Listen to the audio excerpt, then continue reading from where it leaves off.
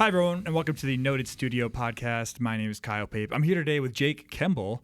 He just got done performing 3 of his original songs. So if you haven't had a chance to listen to that episode, go back and listen to that as well so you can hear a little taste of his music. Jake, welcome to the podcast. How's it going? I'm good. How are you? Good. Hanging in there. Yeah, thanks for being here at Noted. A couple things. Let's get to know you a little bit first to get started. So just kind of give the audience a background about yourself, kind of where you come from, and then a little bit about your music. So myself, I'm from Panora. It's like 45 minutes west of Des Moines, Lake Town. Grew up out there. 60 kids in my graduating class, and then essentially music-wise, I started writing songs probably when I was like 17 or something. I probably wrote something when I was 15, but never. I can't remember what that song was called. It was kind of a country rock thing for this one band we were trying to do at the time, but. Kind of when I started to write songs and play them live, it was like more like I was 17 or so, and I'm trying to remember. I just always wanted it to be about like songs, like song-wise, what it would be about is like, you know, anything that would like help people, or kind of, I don't know, just like a good, you know, like a good message, good positive vibe, whatever, and just wanted it to be like something that would help people, like, you know, process emotions or like experience like just like a cool sounding thing. Nice. Yeah. So how did you, I guess, what was the very start for you musically? Like, what did you start on? Was it guitar? Was it piano? You started in band? I guess, what was the very beginnings for you with music? So the first thing ever, I did like some trumpet, but never really stuck. I was not into it. Yeah. I kind of sucked. I remember I did like a solo and it was embarrassing, you know, but traumatic. Whatever. Yeah. I was like, okay, that's not my thing. Sure. But then I think like I just was curious about like electric guitar.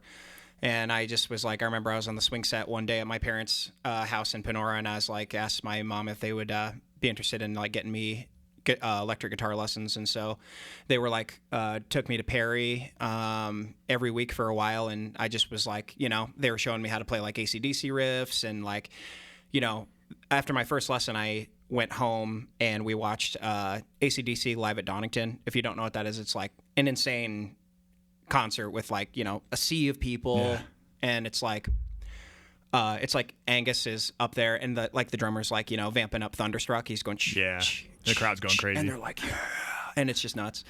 And Angus gets up there and he like starts doing his thing, you know, and like plays a riff for Thunderstruck, and I was like 12 and saw that and was like, okay, I need to figure out how to do that, you know. So that was kind of it.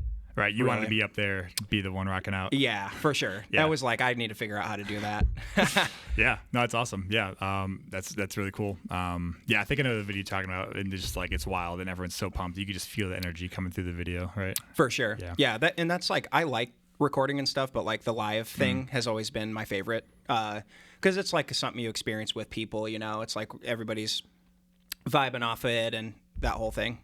Yeah, for sure. So, speaking of live music, where do you perform in the area? Like, what do you do nowadays locally? So I either play solo acoustic with just me and a guitar, an acoustic guitar singing, and then I have a band called Kick. And when Kick gets bought, we usually get bought as like a, it's like categorized as a party rock band. And so that's just the technical term for it. Yeah. What that means essentially is like, we'll play like AC/DC, Red Hot Chili Peppers, U2, Tom Petty songs. It's kind of a mix, a variety of rock stuff. And so when we get booked, so it's kind of either way, but I have like shows at like Smash Park, bought the band.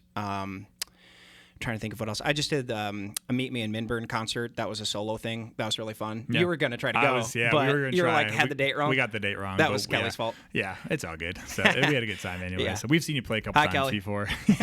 Shout out to Kelly. Shout out to Kelly. Yeah. We've seen you guys play a few times, and you guys just bring the energy. It's just a 3-piece band, right? Yep. So it's me. I play guitar and sing, and then drummer and bass player. Yep. So keep it like that. You guys are phenomenal. Thanks, man. Yeah, and for just 3 players, it's kind of amazing the sound you guys get. Thanks, so Steve. yeah, definitely check them out if you guys get a chance to go see Kick or your solo stuff as well. So who are your musical role models? You kind of talked about AC/DC a little bit. So who are some other players or musicians who motivated you to do what you do right now? Yeah, like I'm big on Foo Fighters. Like I remember when I was in high school and I was kind of like trying to figure out how to be the singer for my band. I was like, how do you do that? So I started to watch like Foo Fighters videos. So I'm big on that. Like and it's like anybody that like plays guitar and sings. I always thought that was cool. Like I really like Tom Petty a lot. Yeah. It's pretty good stuff. Ryan Adams has a lot of good stuff. Not Brian, like Summer of '69. Ryan. So not Brian, Adams. but Ryan without the B. Yeah, different guys. Different Adams. Yeah. I had a buddy that got me into his tunes, and then trying to think of other stuff that I really like. I love Muse, the band Muse. I really like, stuff like that. A lot of guitar rock stuff, but then I like all kinds of music though, so it can really vary into different stuff as well. So Yeah, for sure. So let's talk about a little bit about your music, your original stuff. So when you're sitting down to write a song, what's your process? How do these things come to life from the start to the end? So what's a typical song look like for you from the process? It's like it can vary. I think the best ones usually have happened like when I'm like kind of falling asleep or something, and when you're like you're so tired that you feel like you can't really get up. Yeah. But you're like you hear something and you're like, I need to record that. I gotta write that down. Yeah, that's a good one. So like Work This Thing Out, like I played, happened that way. I was kind of like, I think I was just sitting with a guitar and wasn't even really trying to like write a song. I was just kind of sitting with it and like probably had my eyes closed and was like, silence killing me. It just happened. That one was pretty natural. And then like Feeling It Again was like, I have a good friend who's right now, he's actually in a medical induced coma. It's kind of a bummer, praying for him, but he said that he back in the day, he's like, you need to get into Simon and Garfunkel. And so I was like, okay, I'll check out some of that. And then I listened to like one of their greatest hits, and on that was a couple songs that inspired my song Feeling It Again. And I think that one process wise was like, I think I sat down and was like, I'm going to write a song that's like this. So it was like, I wrote a song like Simon and Garfunkel, or that song was also kind of inspired by I've Just Seen a Face by the Beatles, but it was the version from the one movie. What was that Beatles movie? Something Across Forever, the Universe. Across the Universe. Yeah, have you seen that? I have. Yes. That's good. Yeah, it's there's been a lot of long cool time. versions on that. Yeah. A lot of Beatles songs. And so and then there's times I've written probably like 100 songs, and it's like I try. There's been times where I like do force them, and it's like I'll do it as an exercise or something, but those usually end up not being like the ones that like are my favorite, or I end up playing them live or anything. So kind of one of those deals. Right. So you like exercise your songwriting muscle, like you kind of force yourself to sit down or like set a timer for whatever.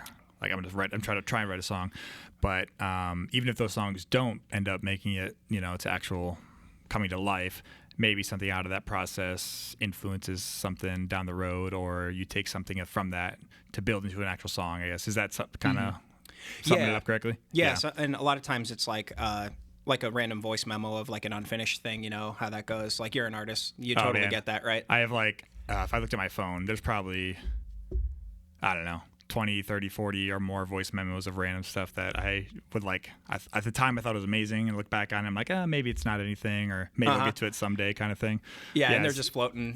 Somewhere in there. Nice. Yeah, and maybe if get time one day, I can work them out into things. But yeah, I feel like that like type stuff is great for like Green Day song. It's the Green Day song, Jesus of Suburbia. Okay. Yep. It's like so many songs in one, and it's like there's a part of me that thinks that like that is how that gets done, or that you could do something like that, is like throw in like, oh, this little voice memo thing, and then change the key of it so that it matches the other thing, like if one voice memo thing's in C, but the other one's in G, you could like change it, it's so that it kind of fits this thing, like you kind of piece it together little by little with all your little maybe ideas. That's what we should do. Yeah. It's just a voice memo song of all the different voice memos we have. Yeah, like Bohemian Rhapsody. Yes. As another example of that. It's like so many songs in one. Right. Yeah, exactly. So how do you decide, I guess, what makes it to like a record or recording? Like, how do you filter down? What's your process for kind of trimming the fat, I guess? Yeah, I got a buddy that I was introduced to named Brandon, and Brandon and Micah, they work together, and they are essentially the producers of my music. And I've been doing music with them since, like, I don't know now, probably like I'm 31. I was like 21 or something. That's makes me feel old. But so since I met them, I kind of like vet songs through them. And I say, hey, like, you know, would this be something that we all want to work on together and kind of do it? So I haven't really put anything out on my own since them. And so, yeah, it's kind of like a thing that, like, you can tell when it's like something really good, you know, where you're like, okay, this is something that we really should, you know, try to get out there or whatever and finish it. And it's so much about the process of doing it, you know, that is fun. Like, it's a great time to, like, get in the studio and, like, you know, drink some coffee, get the drum tones right, hang out, you know, Sure. Yeah. hang around and make jokes and stuff, make some Gen Z jokes, you know, skibbity riz. Yeah. Oh man. Nice. It's all the rage right now. It is. It's all the rage. Yes. Noted Studios is. Yes. Yeah. Apparently. So that's great. Speaking of like studios, we have our little studio here, but you have your own little, well, not little, it's pretty big. Your Fluid Tiger Music, which is kind of a few things, right? With lessons and guitar repairs and setups and stuff. So I guess tell us a little about Fluid Tiger Music, what you guys do, and how are things going over there? Yeah. So what that whole thing started by was like, I think my mom in high school, I was like probably 16. She said, hey, I've got my friend's kid wants to learn how to play guitar. And like, I was just kind of like, okay, cool. You know, and I didn't really know how to do that or anything, but I was like, just kind of gave it a shot. And so since then that developed into like 10 kids in my parents' basement teaching them lessons. Yeah. And so I was like, okay, this is cool. You know, and when you're 16, you're like, this is great.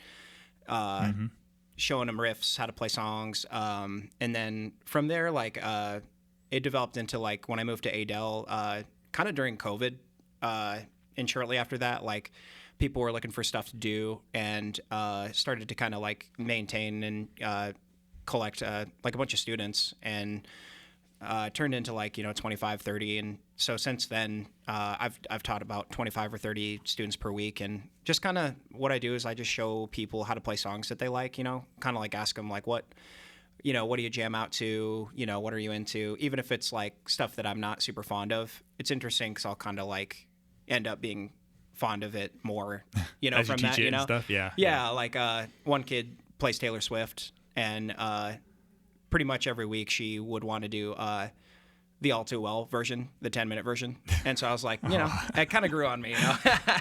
After hearing that 10-minute version, a bunch of times. Yeah. Yeah, I was like singing the words to it eventually, you know, kind of jamming. Yep. But yeah, and then so I have a shop in Windsor Heights. It's above Baskin Robbins. And that's where I spend most of my time. I've got some guitars for sale there. I've got like a couple Gibsons and a couple Fenders and stuff like that. And then it's just open by appointment. And then I've got a shop here in Adele as well. The Harvey's Greenhouse guys were cool enough to let me rent a room there. And so I'm kind of tucked away in a little corner there. So I'm there on Mondays and Tuesdays, and then in Des Moines on Wednesdays and Thursdays, kind of bounce back and forth between the two. Nice. Yeah. So if you're in the area and you're looking for guitar lessons, check out Fluid Tiger Music and take some lessons from Jake. That's right. Yeah, that's right. So tell the story of your guitar, because you have a nice electric guitar now. I've seen lots of photos. I don't think I've seen it in person, but I've seen lots of photos of it from Built. I should have brought it up here. It's it down there in the pretty, car. Oh. Yeah. Maybe we'll bring it out later or something, take a picture so people can see. Maybe I'll post a picture of it right here. Holding it. Exactly. Yes. The guitar. Yes. It's a custom guitar, right? Mm-hmm. So tell us about that, because that's a really cool experience, I'm sure, to have as a guitar player, to have your own custom guitar. Yeah, so Built, they are a shop in like the Drake area, and what they do is they have like, I think 5 or 6 body types that you start with, and so you can choose like what shape you want your guitar to be, and they're unique to their own brand. And so what you do then is pick your body type, and then you can you customize everything on it. So from the color of it to the neck radius, the fretboard radius.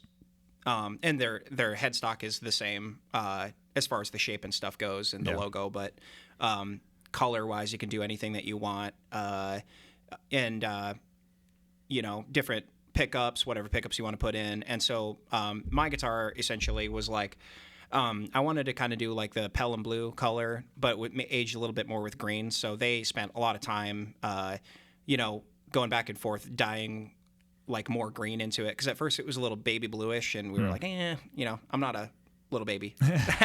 So not anymore. Yeah, not anymore. I was at one point. Hi, Mom. No. Yeah.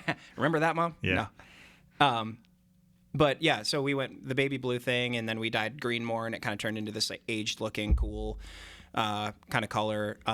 Brandon wanted to put binding on it. He suggested that, and so that was a good idea. And then I put in so what's really cool about this company too is they will put in like guitar effects pedals in your guitar. So they open up the back and the guts are all hanging out of it, and they will take like for instance, I wanted a flashback delay, the TC Electronic one. So I put that in there. That was cool. So that I can kind of have like U2 edge sounds, chicka-chan, chicka-chan, chicka-chicka-chicka, whatever that is. Yeah, and that blows my mind that you have a guitar pedal in your guitar. Yeah. Just always. Super handy, yeah. And it lights up too. Like, cool. Looks Even like better. Alien. Like, hey, weren't we going to talk about We aliens? were going to talk about aliens, I think we should. Yes, your guitar is straight from outer space, pretty much, yeah. It is. It's an Elon Musk masterpiece. Yes. But that's awesome. So you just hit a button and you got delay right there. Yep. Okay. Yep. Super handy and fun, and it plays great too. I mean, I'm a Gibson guy. I like Gibsons a lot. I've owned Fenders and stuff. But like this guitar feels like adequate to stuff like that. So I'm really happy about it. Yeah, I mean, I've seen their stuff pop up online. I've seen some big players randomly playing built stuff, and it seems like their company is kind of growing and getting out there, which is pretty cool. Yep. Yeah. Imagine Dragons plays them. The Devil Wears Prada plays them. That guy's got one. If you look up the list, there's like a bunch of bands. Nice. Well, maybe one day they'll sell the Jake Kemble Custom and be for sale. At Guitar Center. Yes. Yeah. Exactly. Let's do it, Brandon and Micah. Yes. Sell out. All right. What current or future projects you're working on that you're excited about that you want to kind of talk about? What's down the road for you? Let's see. I'm doing me and Brandon and Micah and Seth, my drummer. We are working on a version of it's a cover right now. It's we're going into the studio and recording all the parts for a song called No Myth. It's like a Michael Penn song. It's not like as popular as you'd think, but it's kind of cool. So we're gonna record a version of that and put it out here pretty soon. And then I got to do the vocals still and some other guitars and stuff, but we're working on that. And then trying to think of what else we got going on. I'm kind of always got a couple spinning plates at one time. The death of Brian Wilson kind of inspired me recently. Yep. I never really listened to much Beach Boys before he passed away, but just seeing that, and I was kind of like, okay, then Reels started to pop up on my algorithm and stuff, and I was like, okay, this guy's pretty amazing, like, Wouldn't It Be Nice is amazing. And just like what I'm inspired by is like the chord changes, how they're like really like surprising. Like he goes from like C for like, the song Kokomo?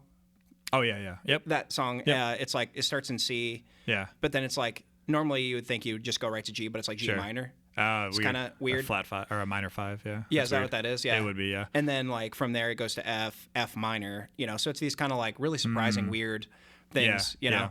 And I'm curious if the music would sound more like odd and strange if the words weren't about like going on vacation, because that song, if you don't know, it's like Baruma, Mahama, just talking about all these islands, come on, pretty mama. It's like super fun, but like the music's kind of odd, so it's like I wonder if like that's just some thoughts that I've had recently, like if the context, how much the context makes it be what the vibe is. You should record a version where it's got like these plain vanilla chords and see if it works or not. So, there you go. It'd be like vanilla ice cream. Exactly. I know. Vanilla ice. I know. Let's go to Bahama. Yeah, there you go, exactly. What advice would you give to any young musician kind of starting out on their journey? Kind of looking back on your past, I guess it's been 15 or so years for you now. So what have you learned along the way, and what advice do you have for aspiring musicians? Oh man, yeah. I think just like play songs, like find songs that you really like, like don't play stuff because you think other people are going to like it, like kind of cultivating that at a younger age is really helpful. And also like, I think you have to start like, not always, but I just really suggest like starting younger than like later, kind of like just practicing keeping your guitar in tune, or your instrument, whatever it is, keeping it in tune and making sure that you're not, pulling the notes or anything. That's so helpful. And then just, practice a lot until you really feel like you got the thing down. Not like, you got that feeling in your gut where you didn't do it quite enough. Like, get rid of that feeling. Sure. Just keep doing it until that's gone. Until you master it. Yeah. Yeah. Kill the bugs. Kill the stomach bugs. Nice. Hey, where can people follow you and your music? Best thing is like the Instagram page, probably. Thank you, Elon Musk. No. Yeah, exactly. Or no, wait. No, that's not Elon Musk. That's Zuckerberg. Yeah, Mark Zuckerberg. Yeah. I just watched the Joe Rogan and him interview. Oh. It's pretty interesting. Nice. No. It was Theo Vaughn and him doing a thing. It was pretty cool. Nice. He's like, "Do you drink coffee?" And he's like, "Nope." And he's like, "Oh, okay." Like, what a weirdo. He's a robot. He might be. Yeah. I'm scared. But he gave us Instagram. Well, he bought Instagram. Yeah. I think it's helpful. No, it is, I'm sure. Anyway, that being said, my Instagram page, it's like you search my first and last name, Jake Kemble. I pop up. I try to post like a video every day of me playing and singing something on there. So yeah, Jake Kemble is my Instagram, and it should pop right up. Awesome. Well, thanks for being here. Yeah, man. This is cool. Appreciate the conversation and kind of diving into your mind and getting behind your music a little bit. So be sure to follow him. Be sure to follow social media stuff, and so I'm sure you're on Spotify and all that stuff as well. So you can go find your music there, right? Yep. Search me up. Yep. Search him up and be on the lookout for some cool music coming down the road. And it sounds best loud. I don't know where I'm pointing. Crank it up. Just any camera. Turn it up loud. Turn it up loud. Yeah. Jake plays loud live. His music works best loud. That's right. When you play it. So, all right. Well, until next time, thanks so much. This is Kyle from Node Studios with Jake Kemble. Peace. Thanks, guys.